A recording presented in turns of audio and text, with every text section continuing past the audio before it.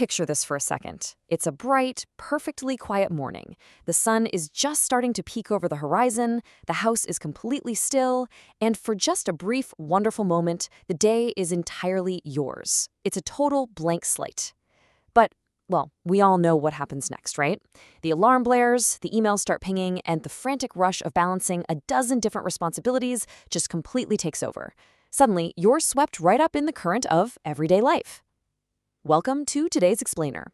In this session, we're going to take a really close look at how we actually experience and, more importantly, how we shape our daily lives. We'll explore the quiet architecture of our thoughts and discover how simply stepping out of that autopilot mode can entirely transform your reality. So it really all starts with a fundamental question. How do people spend their most valuable resource, their time? Think about your own typical morning routine. For a lot of us, it's this chaotic, half-awake autopilot of throwing on clothes, grabbing some breakfast, and just bolting out the door. We get so incredibly busy just getting by, just surviving the immediate, urgent demands of the day, that we never actually pause to create a suitable life plan. And there's this really sharp contrast between the chaos of that daily grind and our deep, quiet desire for a life that actually feels purposeful. When we just coast along like that, our most precious time gets absorbed totally by accident rather than by design. When you really look closely at how our daily minutes connect to our ultimate destinations, a profound truth emerges from the source material. How you use time is critical to the choices you make and the outcomes you achieve.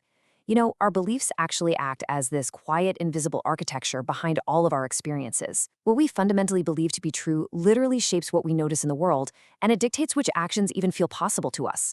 Think about it. If we believe we have absolutely no control over our time, we just surrender it. Without sustained attention to our details and our own goals, we just sort of let events unfold and then accept whatever disappointing outcomes we get, as if that was the best we could possibly expect. That means every single day we stand at a fork in the road. On one side, you have the passive observer. This is the person who just accepts inherited beliefs without ever questioning them. You know, habits absorbed from casual conversations, random media, or just old family routines. They're essentially letting life happen to them. But then on the other side is the visionary architect. This person actively tests the limits of their situation. They decide what level of care a specific goal actually deserves, and then they apply that care consistently. They are out there designing their reality rather than just inheriting it. But hey, let's ground this in reality for a minute, because being a visionary architect is really hard when your phone simply won't stop buzzing. So what actually happens when our time is constantly interrupted? In our modern workplaces and our busy family lives, our focus is just incredibly fractured. We're facing this never-ending stream of requests, demands, and minor little crises that other people are all too happy to just hand right over to us. And when our time is constantly interrupted like that, our energy just gets totally scattered, and our personal goals quietly, slowly slip away. Let's look at what's actually causing this strain on our energy. Imagine a super overwhelmed professional sitting at their desk and it's 4 p.m. They are completely exhausted, yet they suddenly realize they haven't touched a single one of their own actual priorities that day. Why does that happen? Well, usually it's because of unreasonable demands cleverly masked as minor favors. You know, the ones, hey, could you just look at this real quick? Or maybe they've experienced incredibly one-sided drains on their attention, or they've sat there absorbing the persistent negativity of a constantly complaining colleague. And honestly, when faced with a choice of what to do next in that exhausted state, they just defaulted to whatever was easier rather than what was truly meaningful. A massive share of their day was simply redirected toward everyone else's priorities.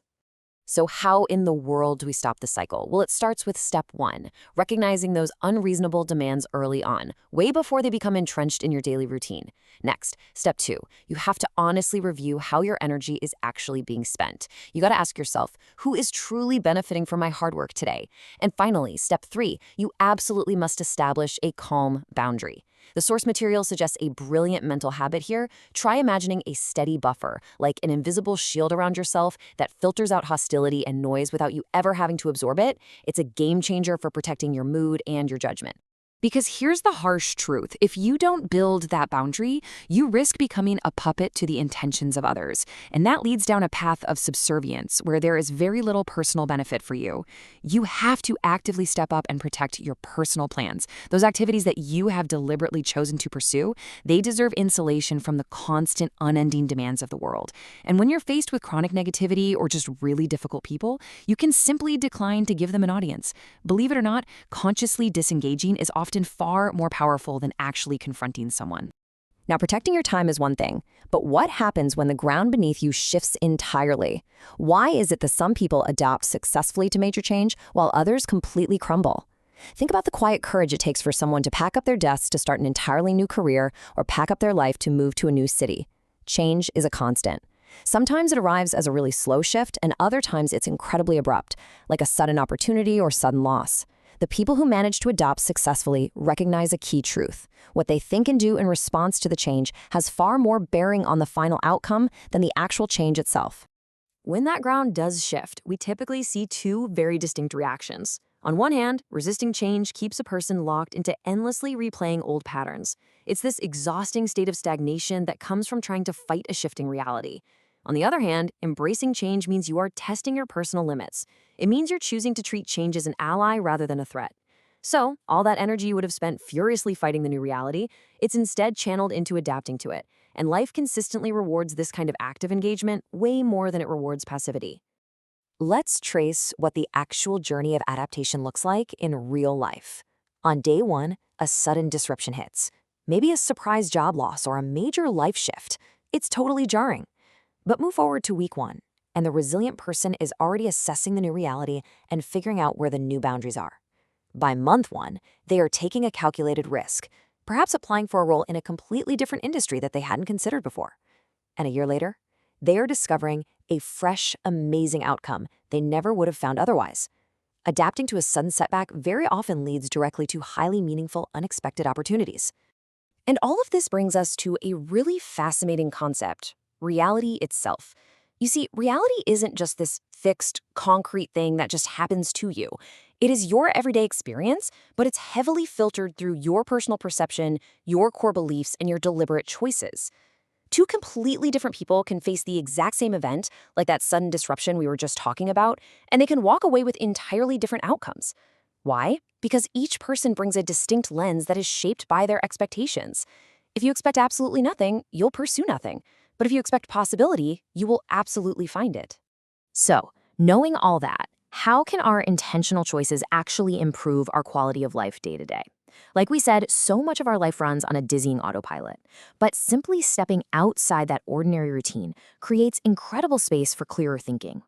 Think about the massive difference between taking a quiet, intentional walk in nature versus spending that exact same hour doom scrolling on your phone.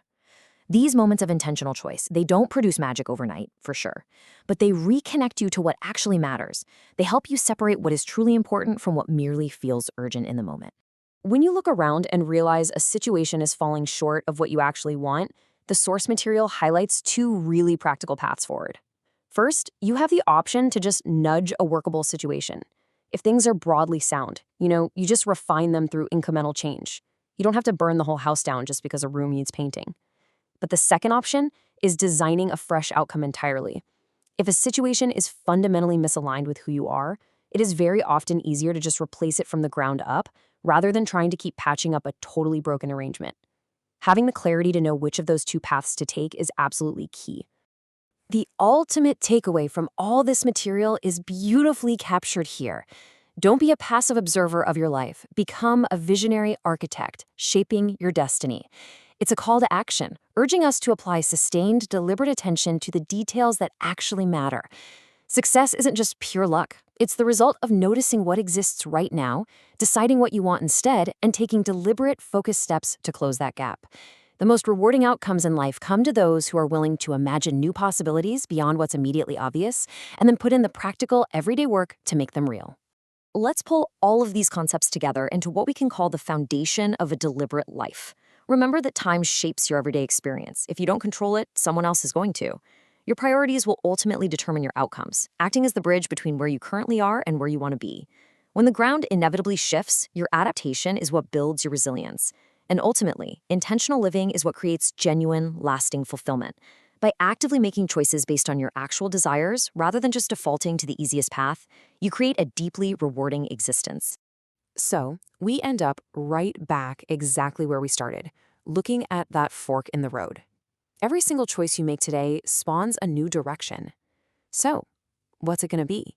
Are you going to continue on autopilot, just passively accepting the reality handed to you? Or are you going to stop, reassess, and become the visionary architect of your own time? The choice is entirely yours.